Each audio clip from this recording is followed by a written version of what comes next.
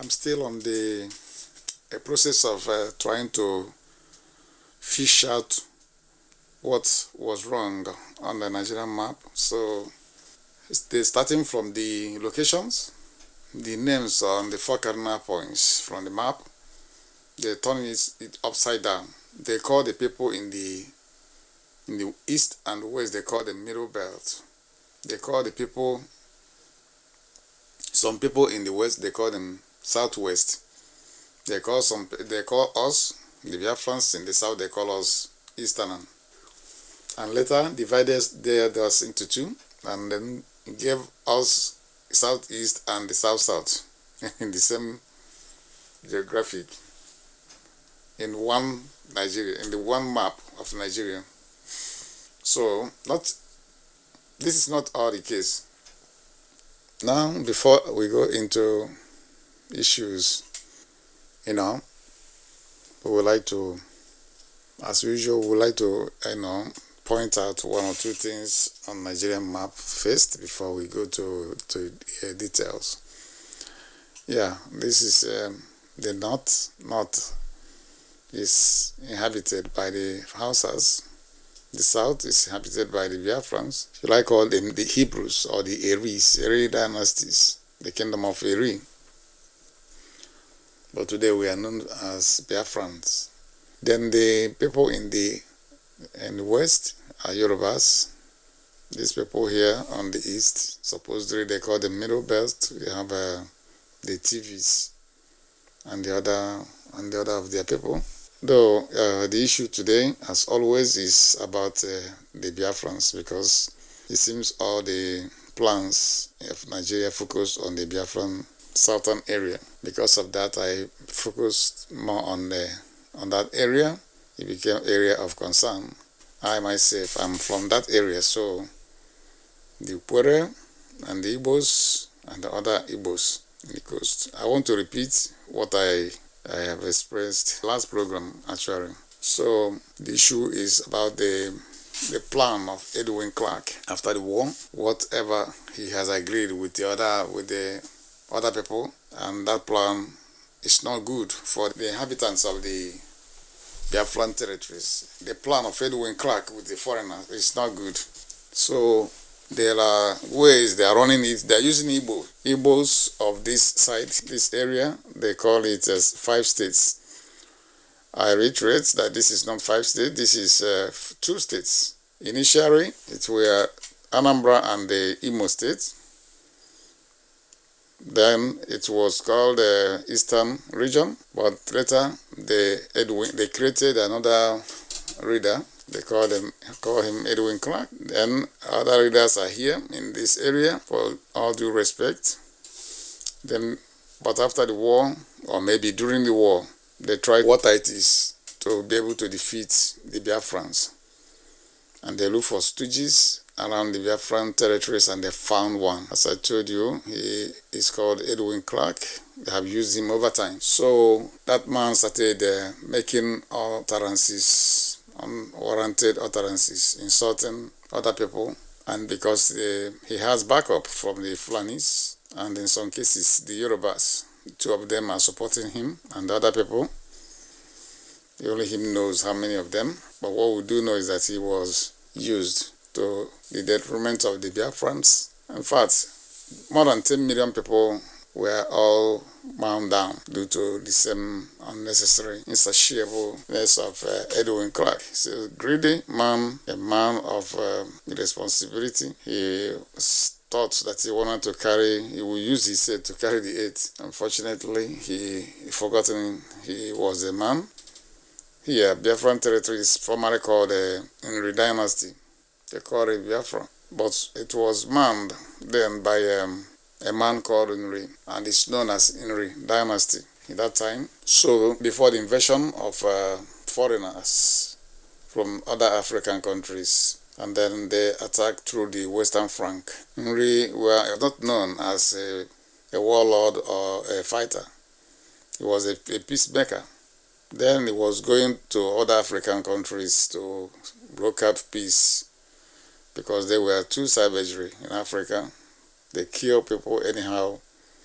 And then we thought that is, as a child of Abraham, that he wanted to help the innocents, and he was, going all over African countries then to their leaders of the need to change the way they live and try to adopt a system of live and let live, just like what Americans are preaching today. Sometimes they say democracy.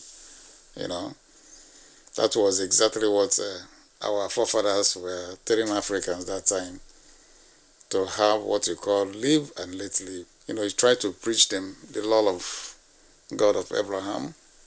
Unfortunately, on his way, talking to other people to change, Yorubas and others invaded him, and that was when they put a stop to his dynasty. He was not a fighter. He was a freedom person, freedom-urged person. He has all arms it takes. Our people produce tools for war with iron in those days, but he didn't use them against any innocent, because that could have been, against the law of our God, the God of our forefathers, the God of our ancestors. So that was what happened. The people that are bothering us today are all liars. They have no truth in their mouth. Lie has become part of their formations. They cannot even withstand the history. They can't even tell the history how they come. They're just banishing everything and keep amassing what I call illegalities. They can't even stand with a country, because this is savagery. When I'm saying this, I don't have anybody in mind. But if you think that I'm lying, look around you and tell yourself what is where you are. If it's different from what I'm saying, then you know that I'm trying to insult anyone. But if it's exactly what is where you are, live and let live. That was the first, more than 1,000 years today. More than 1,000 years today. The preaching of our forefathers. So I'm going to be talking to Ikwere. They have employed the system of deceit. Now, what they're doing is not only their deceit. They have used force. After the war of Biafran Nigerian Civil War, the Igbo people became, or should I say it, they lost the war. And since then, they are being, I don't know how to express this. This is not, I can't just even understand what they are doing, because the people, they don't know when to stop. They thought that war is all about fight a war and other people after the war, then everybody will run away from their territory. I don't know what the type of savagery they are. The Fulanis in conjunction with the Yorubas and the other stooges that are helping them within. Now, either they coerced Ikwere leaders, or they force them, or they do away with them and then put another people as leaders and give them a job. What were their job? Telling the people that you are not Igbo. All the coastal Igbos in the broad daylight. You saw a person, he tell you, I'm from, my father came from Igbo, but I'm Ijo tribe. In which country is it possible? So this is either coercion or by force, or maybe something is wrong. If there is anything they are eating in that part of the world that is turning their brain upside down, but whatever they are eating, they must know that the danger is everywhere. It has lasted for more than 50 years, half a century. It's time they wake up from their slumbers. You cannot sleep. Those asleep more than 5 years, you wake up, but this one has taken us to more than 50 years in denial of who you are. I wouldn't say that it's not dangerous. That happened to Peter. If Peter, a direct follower of Jesus Christ, can deny Jesus, but the issue was that Peter's incident didn't last more than a night. Do I call it a night? 12 hours. He regains his consciousness and he confessed and asked for forgiveness. But in our own case today, it seems that some people are even ready to let it move on like that. God forbid. You are standing in the land of covenant. You are standing in the land of children of Abraham. I'm talking to Ikwere today. You can't move an inch with lies in that land. The ancestors will upturn all of you. Igbo people, the other one you call Igbo, those in the area they call Southeast, are patient people. For some of you who don't know the reason why we are not disturbing you, we knew the danger facing all of you there.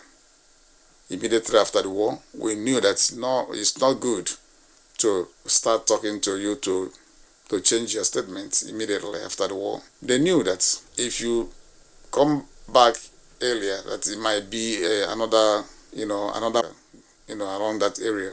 So they allow you guys to, by yourself, weigh it and then, work out the modalities and come back to who you are.